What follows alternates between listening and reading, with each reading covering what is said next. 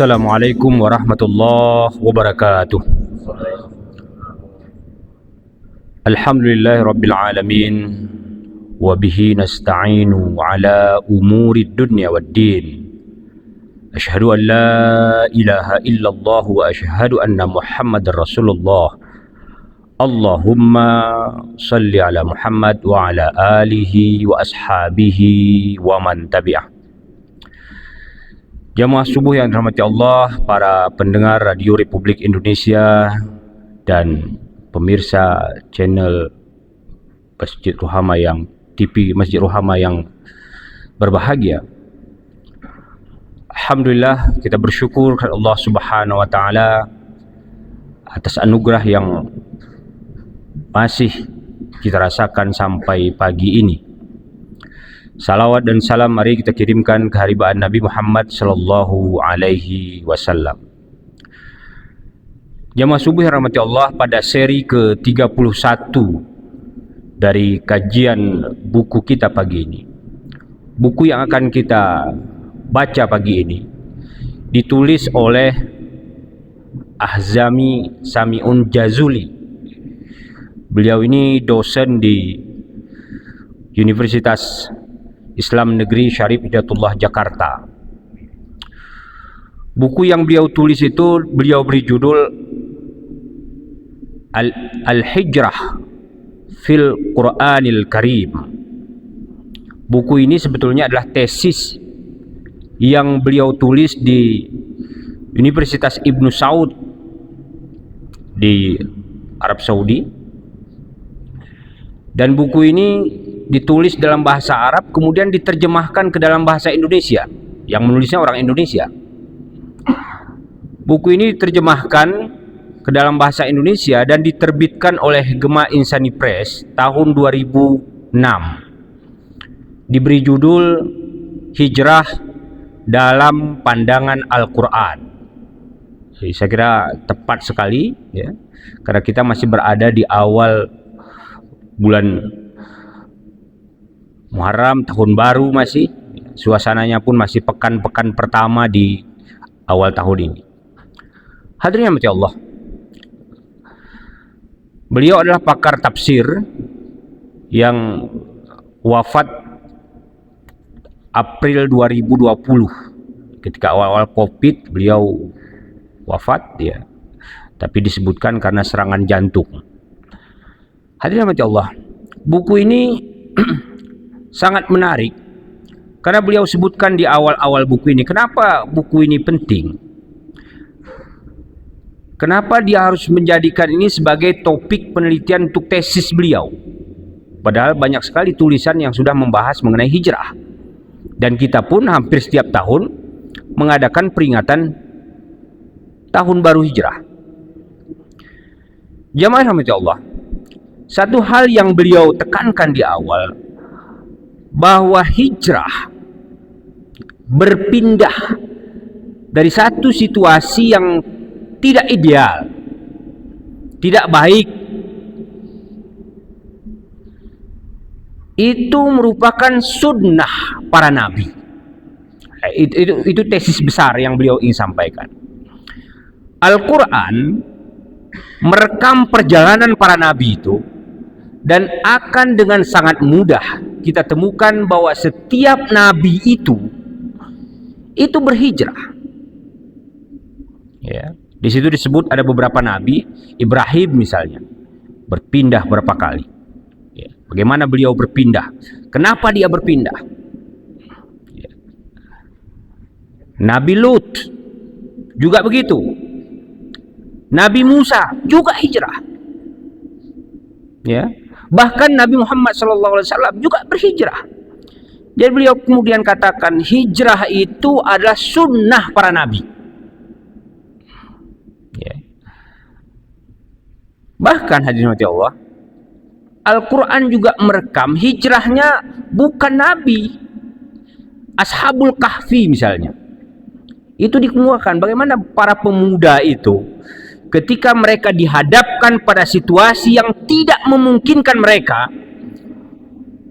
untuk mempertahankan keimanannya, Akhirnya mereka hijrah, pindah dari situ.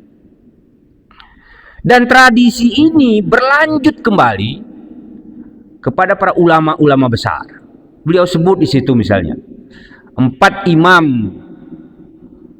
pendiri mazhab yang besar-besar itu, semuanya berhijrah. Ya, bahkan Imam Syafi'i kalau kita baca itu beberapa kali ke Baghdad, 2 kali, ke Mesir, ke Mekah, ya, pindah terus. Untuk apa? Untuk mencari, ya, karena perintah Allah itu, bumi Allah itu luas. Ya, nanti di Al-Quran itu disebutkan ada orang-orang yang ketika diwafatkan mereka mengatakan, kenapa kamu tidak pindah saja kalau sudah kamu rasakan tempat itu tidak nyaman bagimu? Kenapa bertahan di situ? Orang-orang itu mengatakan, kami ini orang-orang lemah. Maka Allah sebut di ayat itu, bukankah bumi Allah itu luas? Kalau memang di tempat itu kamu tidak bisa bertumbuh, tidak bisa berkembang, maka cari bumi Allah itu. Karena tempat-tempat baru itu kesempatan untuk bertumbuh, kesempatan untuk berkembang, kesempatan untuk menyiarkan dakwah Islam itu terbuka luas. Hadirin mati Allah. Ya. Dr. Sami'un Jazuli kemudian mengemukakan apa pelajaran-pelajaran penting yang bisa kita ambil dari perjalanan hijrahnya para nabi, hijrahnya para tokoh-tokoh terkemuka itu, hijrahnya para sahabat, termasuk hijrahnya para ulama-ulama itu. Ya. Pesan terpenting dari situ semua, hadirin mati Allah, bahwa setiap muslim itu tidak pantas, tidak patut, tidak seharusnya, ya, kalau dia sudah tahu di tempat itu dia tidak bisa bertumbuh, tidak bisa berkembang, maka dia harus meluaskan pandangannya. Ya. Karena dengan hijrah itulah akan tumbuh. Hadirin mati Allah. Beliau kemukakan di situ bahwa salah satu makna hijrah itu, tentu hijrah itu banyak sekali maknanya. Tapi hijrah itu, kata beliau, hijrah itu bermakna salah satunya itu, lawan dari kata hijrah itu artinya wasal. Ya.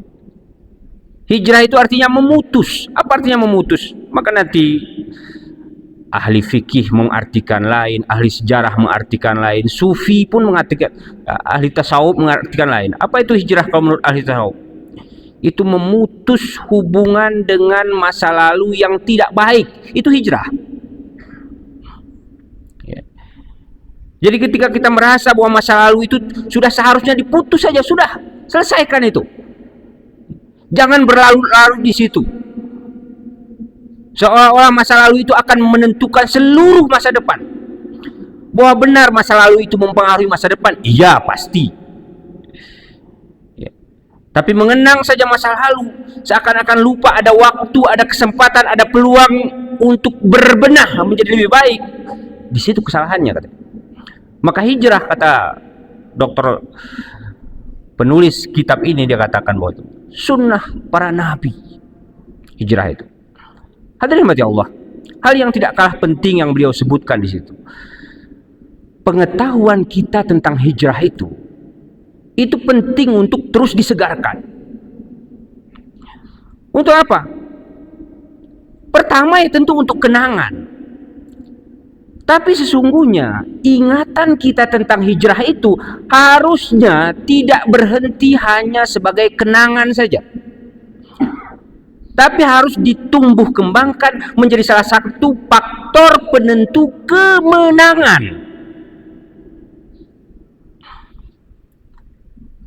Apa yang bisa kita pelajari dari hijrah itu? Hadirin mati Allah. Ada seorang penulis muslim yang lain menyebutkan, kenapa hijrah itu, Mekah Madinah itu, kan kira-kira kurang lebih waktu itu 500 km. Tapi perjalanan Nabi dari Mekah ke Madinah itu perlu waktu 14 hari. Padahal jadwal normal pada waktu itu Mekah Madinah itu ditempuh dalam waktu 7 hari. Sementara perjalanan Isra Nabi dari Mekah ke Baitul Maqdis, ke Sidratul Muntaha, jauhnya itu berpuluh bahkan beratus kali lipat jauhnya itu. Tapi itu 1 malam selesai. Kata seorang penulis muslim Isra Mi'raj itu khusus buat Nabi, dan itu tidak mungkin bisa ditiru oleh manusia. Tapi hijrah 14 hari itu perjalanan manusiawi yang itu harus tumbuh dalam diri kita setiap Islam. Hijrah itu mengajarkan perencanaan yang matang. Hijrah itu mengajarkan manajemen personalia yang baik. Manajemen personalia. Karena nanti hadirin mati Allah, ketika kita baca hijrah Rasulullah SAW, kata Dr. Ahsami Sami'un Jazuli, dia sebutkan bagaimana Nabi ketika dia meninggalkan Mekah, itu ada beberapa tokoh yang disebut namanya selalu. Yang pertama Ali bin Abi Thalib. Ali bin Abi Thalib anak muda yang umurnya belasan tahun. Tugasnya apa? Tugasnya menggantikan Nabi di tempat tidurnya. Untuk apa? Untuk memberi waktu, ya, untuk mengulur waktu orang-orang Mekah itu, sehingga dia tunggu itu. Oh, Ali ternyata. Tapi itu mereka tahu esok paginya. Apalagi ada putri Abu Bakar, Asma binti Abu Bakar, yang tugasnya apa? Mengantar logistik Nabi.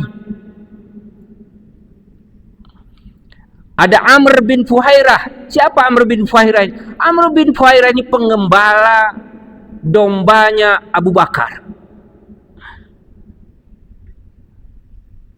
Ada Abdullah bin Abu Bakar. Siapa dia? Telik sandi intel Nabi.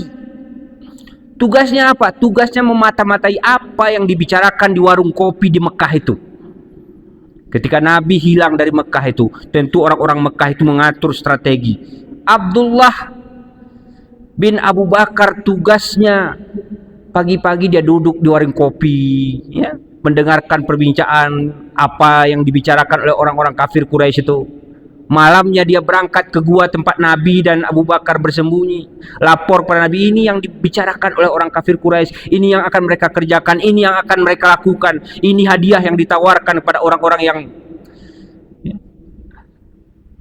Apalagi ada nama Abdullah bin Uraikid, seorang yang masih musyrik, tapi karena dia profesional dalam urusan jalur-jalur tikus, jalur-jalur tersembunyi dari Mekah ke Madinah, maka Abdullah bin Uraikid dikontrak khusus oleh Abu Bakar untuk apa? Sebagai penunjuk jalan, agar perjalanan ini bisa sampai dan menipu, mengelabui orang-orang Mekah yang sedang menyusun itu semua. Itu pelajaran. Di Madinah Nabi mendirikan masjid. Kata penulis ini, hadirin mati Allah, masjid itulah pondasi besar dalam pembangunan peradaban Islam. Masjid itu berfungsi sebagai tempat ibadah, tapi fungsi sosial masjid jelas sekali. Karena nanti kita akan baca di Madinah itu, masjid Nabi itu tempat kediaman bagi penuntut-penuntut ilmu, ya, orang-orang yang secara ekonomi sebetulnya tidak mampu, tapi karena kolaborasi yang terbangun di Madinah itu, orang-orang seperti Abu Hurairah, Abu Dzar Al-Ghifari, Bilal, Huzaifah Al-Yamani, itu orang-orang yang secara ekonomi tidak mampu, tetapi secara intelektual kemampuannya untuk menyerap berbagai pengetahuan luar biasa. Akhirnya orang-orang ini dibantu oleh orang-orang Madinah, orang-orang Ansor yang secara ekonomi sudah lebih mapan dibandingkan dengan Muhajirin. Itulah yang terjadi dalam peristiwa hijrah. Dan oleh karena itu, hadirin mati Allah, kata Dr. Sami'un Jazuli, hijrah itu harus tumbuh menjadi kenangan, tapi kenangan itu harus menjadi inspirasi untuk meraih kemenangan di masa kini dan di masa yang akan datang. Buku ini, hadirin mati Allah, dibahas dengan membuat detail ayat-ayat Al-Quran dan menggunakan sumber-sumber sirah nabawiyah yang ditulis para ilmuwan muslim dari abad-abad kedua sudah hijrah sampai dengan buku-buku yang dihasilkan bahkan sampai beberapa tahun sebelum buku ini diterbitkan. Buku yang sangat menarik, meskipun penulisnya sudah almarhum, tapi buku ini memberi inspirasi yang sangat penting, sangat menarik untuk kita baca, dan mudah-mudahan Allah beri kesempatan kepada kita semua untuk bisa mengambil inspirasi dari karya yang ditulis oleh salah seorang pakar tafsir Al-Quran di Indonesia ini. Demikian pembahasan kita subuh ini, mudah-mudahan bermanfaat, mudah-mudahan menjadi bagian dari upaya kita untuk melengkapi perangkat kita dalam melaksanakan hijrah dalam kehidupan kita, mengarungi hari-hari yang tentu tidak akan lebih mudah di masa yang akan datang. Demikian, billahi fisabilil haq, fastabiqul khairat. Wassalamualaikum warahmatullahi wabarakatuh.